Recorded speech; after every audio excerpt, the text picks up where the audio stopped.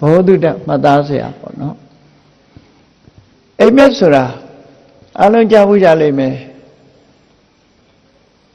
ဘုရားရဲ့မေတော်မာယာဒေဝီဟာဘုရားလောင်းလေးတန်တွေခတော့မယ်ဆိုတော့လေသူလည်းအိမ်မက်မက်ခဲ့တာပဲပေါ့အိမ်မက်မက်တယ်နမင်းကြီး၄ပါးကမိမိအိတ်နေတဲ့တလွန်ကိုထမ်းယူပြီးတော့ဟိမောတာတောင်က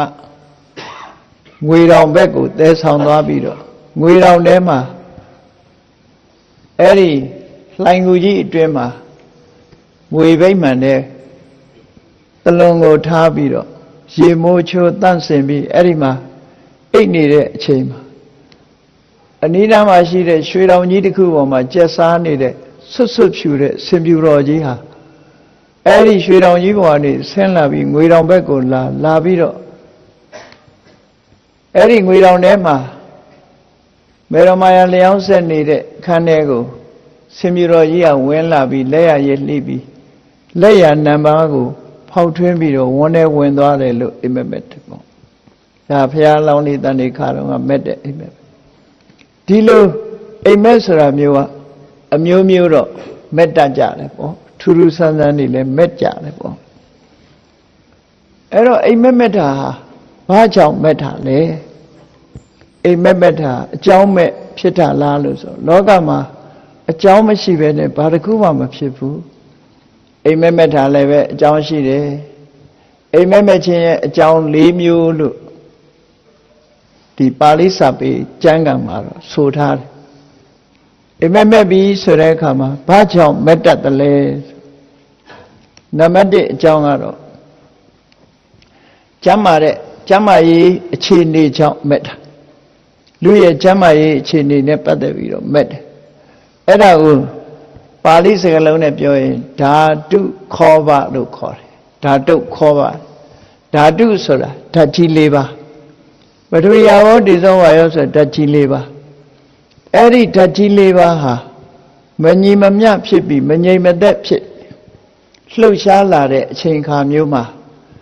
စိတ်ခံစားမှုတွေပေါ်လာတတ်တယ်တဲ့အိပ်ပျော်နေရင်စိတ်ခံစားမှုတွေပေါ်လာတယ်ဇာမရေးအခြေအနေရဥမာပဲပထဝီဓာတ်တွေများပြီးတော့ခန္ဓာကိုယ်ကတောင့်တင်းနေတဲ့အခါမျိုးရှိတယ်အာဘောဓာတ်တွေများပြီးတော့ခန္ဓာကိုယ်ကအေးစိတ်ပြီးတော့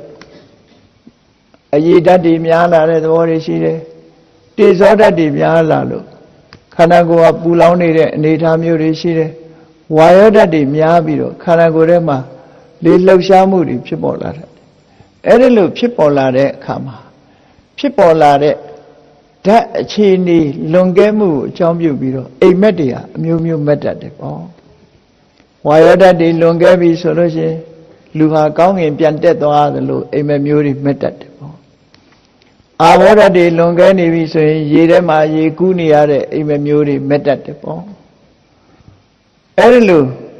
ဓာတ်၄ပါးခံစားမှုကိုအကြောင်းပြုပြီးတော့ဓာတ်၄ပါးအခြေအနေပေါ်မှာမူတည်ပြီးတော့အိမ်မက်တွေ